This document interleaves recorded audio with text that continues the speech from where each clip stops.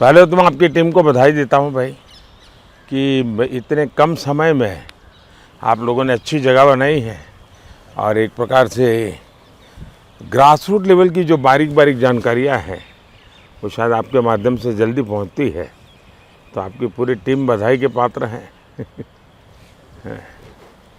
Sir, पहला सवाल हमारा ये है कि आजकल राहुल गांधी और अरविंद केजरीवाल को लेकर पाकिस्तान में इतना एंडोर्समेंट क्यों मिल रहा है, आपको क्या लगता है?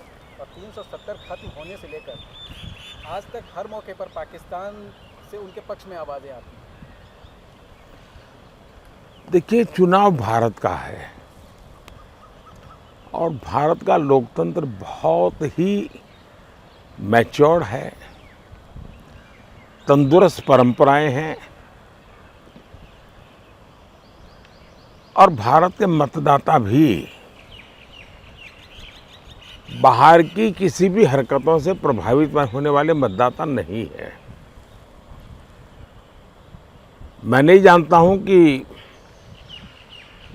कुछ ही लोग हैं जिनको हमारे साथ दुश्मनी रखने वाले लोग क्यों पसंद करते हैं, कुछ ही लोग हैं जिनके समर्थन में आवाज़ वहाँ से क्यों उठती है।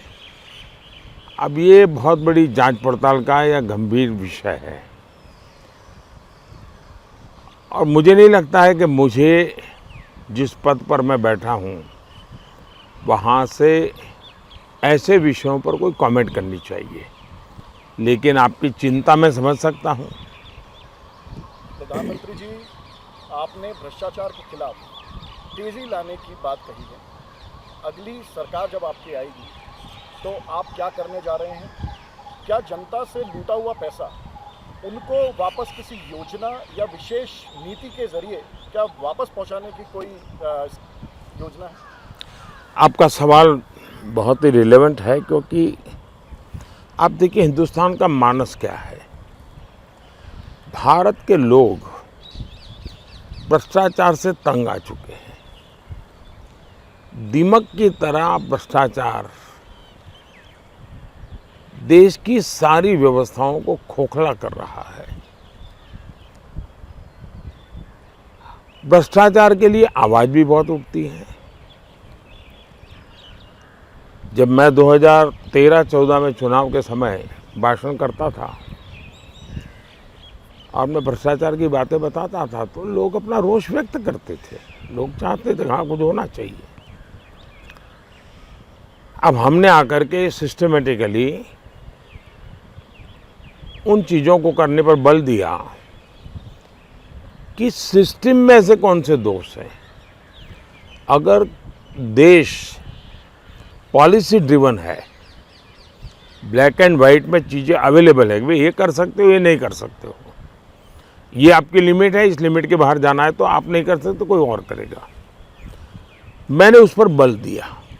ये बात सही है कि लेकिन ग्रे एरिया मिनिमल हो जाता है जब ब्लैक एंड वाइट में पॉलिसी होती है और उसके कारण डिस्क्रिमिनेशन के लिए कोई संभावना नहीं होती है। तो हमने एक तो पॉलिसी ड्रिवन गवर्नेंस पर बल दिया, दूसरा हमने स्कीम्स जो हैं उसको सैचुरेशन पर बल दिया कि भाई 100% जो स्कीम जिनके लिए हैं उन बेनिफिशियरी को 100%, जब 100% है तो लोगों को पता है मुझे मिलने ही वाला है, तो करप्शन के लिए कोई जगह ढूंढेगा नहीं।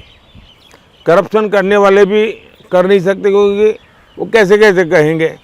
हाँ, हो सकता है किसी को जनवरी मिलने वाला मार्च में मिले, अप्रैल में मिले, हो सकता है, लेकिन उसको पता है कि मिलेगा। और मेरे हिसाब से सैचुरेशन करप्शन फ्री गवर्नेंस की गारंटी देता है, सैचुरेशन सोशल जस्टिस की गारंटी देता है, सैचुरेशन सेकुलरिज्म की गारंटी देता है। ऐसे त्रिविध बेनिफिट वाली हमारी दूसरी स्कीम। तीसरा मेरा प्रयास रहा कि मैक्सिमम टेक्नोलॉजी का उपयोग करना। टेक्नोलॉजी पर भी, क्योंकि रिकॉर्ड मेंटेन होते हैं, ट्रांसपेरेंसी रहती है। अब डायरेक्ट बेनिफिट ट्रांसफ़र में का अब 38 लाख करोड़ रुपये करीब ट्रांसफ़र किए हमने। अगर राजीव गांधी के ज़माने की बात करें कि 1 रुपये जाता है 15 पैसा पहुंचता है, तो 38 लाख करोड़ तो हो सकता है 25-30 लाख करोड़ रुपया ऐसे ही गबन हो जाते। तो हमने टेक्नोलॉजी का भरपूर उपयोग किया है। जहाँ तक करप्शन का सवाल है, देश में पहले क्या आवाज़ उठती थी कि करप्शन तो हुआ, लेकिन उन्होंने किसी छेटे आदमी को सूली पर चढ़ा दिया। सामान्य रूप से मीडिया में भी चर्चा होती थी कि बड़े बड़े मगरमच्छ तो छूट जाते हैं, छोटे छोटे लोगों को आप पकड़ करके चीज़ें निपटा देते हो। फिर एक काले खंड ऐसा आया कि हमें पूछा जाता था 19 के पहले कि आप तो बड़ी बड़ी बातें करते थे, क्यों कदम नहीं उठाते हो, क्यों अरेस्ट नहीं करते हो, क्यों लोगों को ये नहीं करते। हम कहते भाई हमारा काम नहीं है, ये इंडिपेंडेंट एजेंसी कर रही है और हम बद इरादे से कुछ नहीं करेंगे। जो भी होगा हमारी सूचना यही है, जीरो टॉलरेंस। दूसरा, तथ्यों के आधार पर ही एक्शन होना चाहिए, परसेप्शन के आधार पर नहीं होना चाहिए। तथ्य जुटाने में मेहनत करनी पड़ती है। अब अफसरों ने मेहनत भी की, अब मगरमच्छ पकड़े जाने लगे हैं तो हमें सवाल पूछा जा रहा है कि मगरमच्छों को क्यों पकड़ते हो। ये समझ में नहीं आता है कि कौन सा गैंग है, खान मार्केट गैंग, जो कुछ लोगों को बचाने के लिए इस प्रकार के नैरेटिव घड़ती है। पहले आप ही कहते थे छोटों को पकड़ते हो, बड़े छूट जाते हैं। जब सिस्टम ईमानदारी से काम करने लगी, बड़े लोग पकड़े जाने लगे, तो अब आप चिल्लाने लगे हो। दूसरा, पकड़ने का काम एक इंडिपेंडेंट एजेंसी काम करती है। उसको जेल में रखना कि बाहर रखना, उसके प्रति केस ठीक है कि नहीं है, ये न्यायालय तय करता है। उसमें मोदी का कोई रोल नहीं है, इलेक्टेड बॉडी का कोई रोल नहीं है। लेकिन आजकल मैं हैरान हूँ। दूसरा जो देश के लिए चिंता का विषय है वो भ्रष्ट लोगों का महिमा मंडन है। हमारे देश में कभी भी भ्रष्टाचार में पकड़े गए लोग या किसी को आरोप भी लगा तो लोग 100 कदम दूर रहते थे। आजकल तो भ्रष्ट लोगों को कंधे पर बिठा करके नाचने की फैशन हो गई है। तीसरा प्रॉब्लम है, जो लोग कल तक जिन बातों की वकालत करते थे, आज अगर वही चीज़ें हो रही हैं तो उसका विरोध कर रहे हैं। पहले तो वही लोग कहते थे सोनिया जी को जेल में बंद कर दो, फलाने को जेल में बंद कर दो, और आप वही लोग चिल्लाते हैं।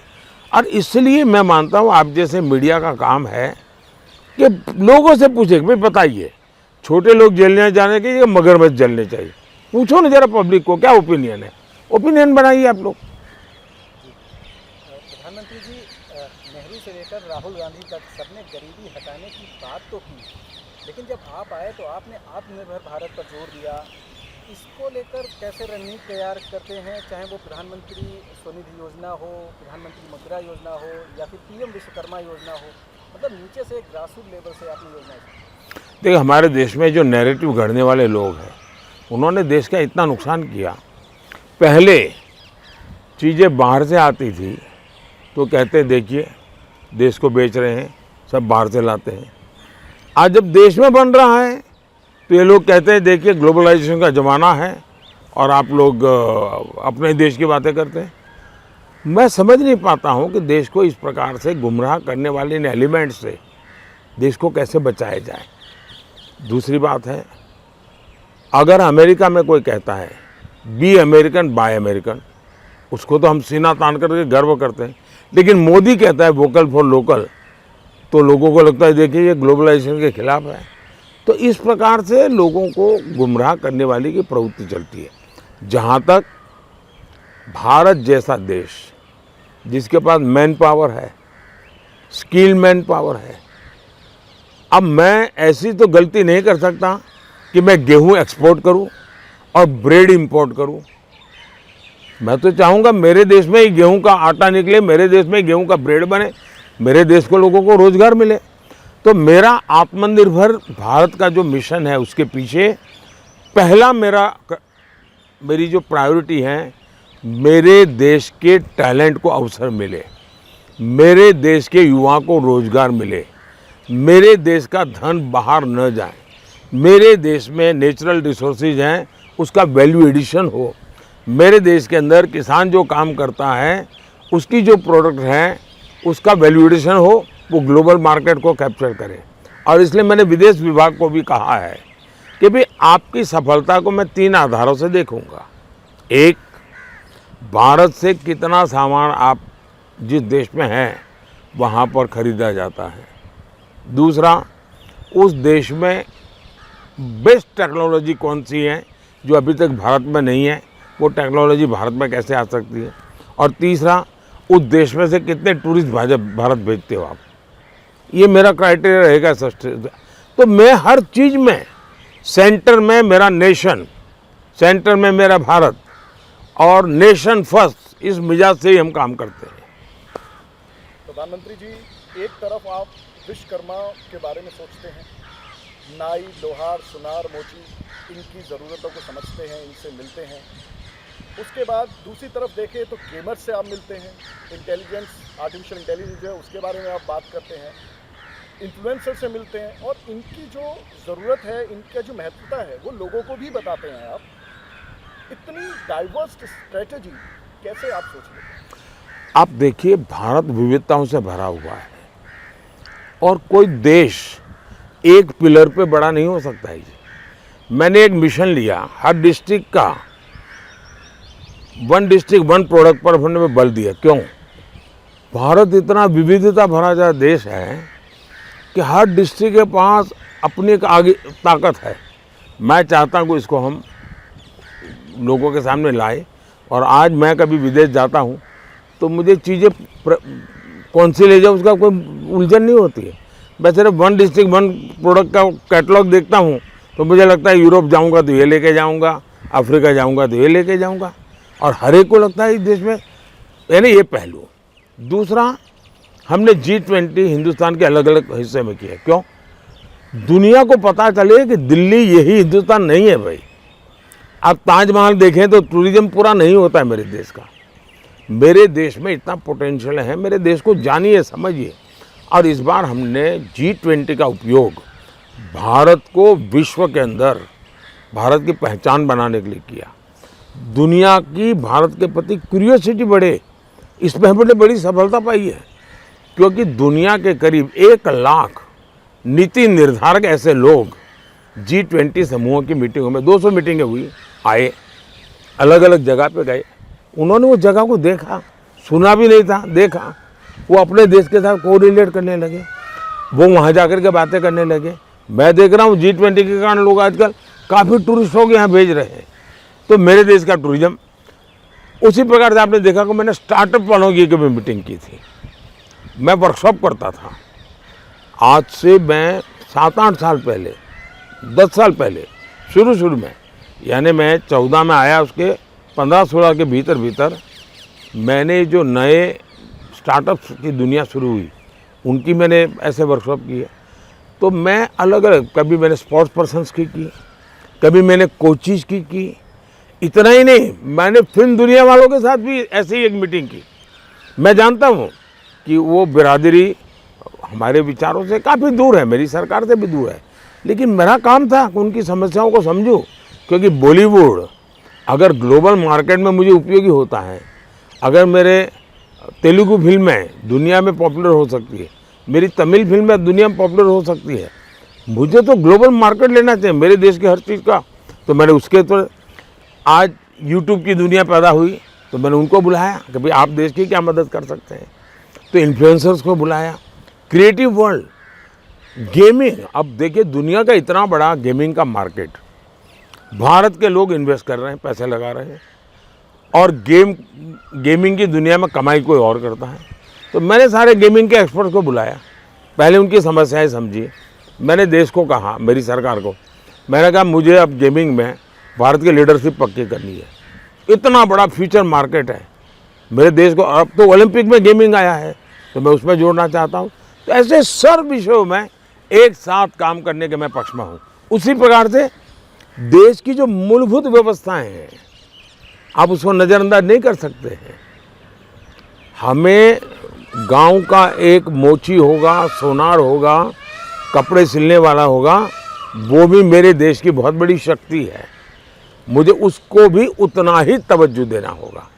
और इसलिए मेरी सरकार का इंटीग्रेटेड अप्रोच होता है, कॉम्प्रहेंसिव अप्रोच होता है, होलिस्टिक अप्रोच होता है।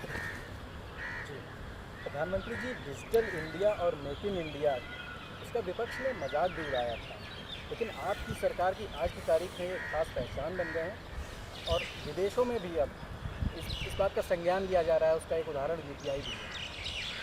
ये बात सही है कि हमारे देश में जो डिजिटल इंडिया मूवमेंट मैंने शुरू किया, तो शुरू में आरोप क्या लगाया उन्होंने लगा कि ये जो सर्विस प्रोवाइडर हैं उनकी भलाई के लिए हो रहा है। इनको समझ ही नहीं आया कि क्षेत्र कितना बड़ा है और 21वीं सदी ये टेक्नोलॉजी ड्रिवन सेंचुरी है। टेक्नोलॉजी आईटी ड्रिवन है। IT is influence by AI. बहुत बड़े प्रभावित क्षेत्र बदलते जा रहे हैं। हमें फ्यूचरिस्टिक चीज़ों को देखना चाहिए। आज अगर यूपीआई न होता तो कोई मुझे बताए कोविड की लड़ाई हम कैसे लड़ते। दुनिया के समृद्ध देश भी अपने लोगों को पैसे होने के बावजूद भी दे नहीं पाए, हम आराम से दे सकते हैं। आज हम 11 करोड़ किसानों को 30 सेकंड के अंदर पैसा भेज सकते हैं। अब यूपीआई और इतनी यूज़र फ्रेंडली है क्योंकि ये टैलेंट हमारे देश के नौजवानों में है। वो ऐसी प्रोडक्ट बना करके देते हैं कि कोई भी कॉमन मैन इसका उपयोग कर सकता है। आज मैंने कैसे कितने ही लोग देखे जो अपना सोशल मीडिया में अनुभव करते हैं कि हमने 6 मित्रों ने तय किया कि 6 महीने तक जेब में एक पैसा नहीं रखेंगे और देखते हैं क्या होता है। 6 महीने बोले बिना पैसे पूरी दुनिया में हम अपना कारोबार करके आ गए, हमें कोई तकलीफ नहीं हुई। तो हर कसौटी पर खरा उतर रहा है। तो यूपीआई ने इन एक प्रकार से फिनटेक की दुनिया में बहुत बड़ा रोल प्ले किया है और इसके कारण इन दिनों भारत के साथ जुड़े हुए कई देश यूपीआई से जुड़ने को तैयार है क्योंकि अब फिनटेक का युग है। फिनटेक में भारत आज लीड कर रहा है और इसलिए दुर्भाग्य तो इस बात का है कि जब मैं इस विषय को चर्चा कर रहा था तो देश के बड़े बड़े विद्वान जो पार्लियामेंट में बैठे हैं वे इसका मखौल उड़ाते थे, मजाक उड़ाते थे। उनको भारत के पोटेंशियल का अंदाज ही नहीं था और टेक्नोलॉजी के सामर्थ्य का भी अंदाज नहीं था। प्रधानमंत्री जी, हमारा आखिरी सवाल है, इस देश के युवा भारत का इतिहास लिखेंगे ऐसा आप कई बार बोल चुके हैं और फर्स्ट वोटर जो होते हैं, फर्स्ट टाइम वोटर, उनका जो कनेक्ट है मोदी जी के साथ, उसके पीछे का कारण क्या है? एक, मैं उनके एस्पिरेशंस को समझ पाता हूँ। जो पुरानी सोच है कि भाई वो घर में अपने पहले 5 थे तो अब 7 पे जाएगा, 7 पे तो 9, ऐसा नहीं है। वो 5 पर से भी सीधा 100 पे जाना चाहता है। आज का यूथ हर क्षेत्र में वो बड़ा जंप लगाना चाहता है। हमें वो लॉन्चिंग पैड क्रिएट करने चाहिए ताकि हमारा यूथ के एस्पिरेशंस को हम फुलफिल कर सकें। इसलिए यूथ को समझना चाहिए। मैं परीक्षा पे चर्चा करता हूँ और मैंने देखा है कि मुझे लाखों युवकों से ऐसी बात करने का मौका मिलता है जो परीक्षा पे चर्चा की चर्चा चल रही है लेकिन वो 10 साल के बाद की बात करता है मेरे साथ। मतलब वो एक नई जनरेशन है। अगर सरकारें और सरकार की लीडरशिप इस नई जनरेशन के एस्पिरेशन को समझने में विफल गई तो बहुत बड़ी गैप हो जाएगी। आपने देखा होगा कोविड में मैं बड़ा चिंतित था कि मेरे ये फर्स्ट टाइम वोटर जो अभी है वो कोविड के समय तो 14-15 साल के थे, 16 साल के थे। अगर ये 4 दीवारों में फंसे रहेंगे तो इनका बचपन मर जाएगा, उनकी ज़िंदगी जवानी आएगी ही नहीं, वो बचपन से सीधे बुढ़ापे में चला जाएगा। ये गैप कौन भरेगा? तो मैं उसके लिए चिंतित था। मैं उनसे वीडियो कॉन्फ्रेंस पे बात करता था, मैं उनको समझाता था कि आप ये करिए, आप। और इसलिए हमने डेटा एकदम सस्ता कर दिया। उस समय मेरा डेटा सस्ता करने के पीछे जो लॉजिक था कि वो ईजीली इंटरनेट का उपयोग करते हुए नई दुनिया की तरफ मुड़े और वो हुआ, उसका हमें बेनिफिट हुआ है। भारत ने कोविड की मुसीबतों को अवसर में पलटने में बहुत बड़ा रोल किया है और आज जो डिजिटल रिवॉल्यूशन आया है, फिनटेक का जो रिवॉल्यूशन आया है, वो हमने आपत्ति को अवसर में पलटा, उसके कारण आया है। तो मैं टेक्नोलॉजी के सामर्थ्य को समझता हूँ, मैं टेक्नोलॉजी को बढ़ावा देना चाहता हूँ। प्रधानमंत्री जी बहुत बहुत धन्यवाद आपने। नमस्कार भैया, मैं आर्य आपको बहुत शुभकामनाएं। आप बहुत प्रगति करें और देश को सही जानकारियाँ देते रहे। थैंक यू भैया, थैंक यू।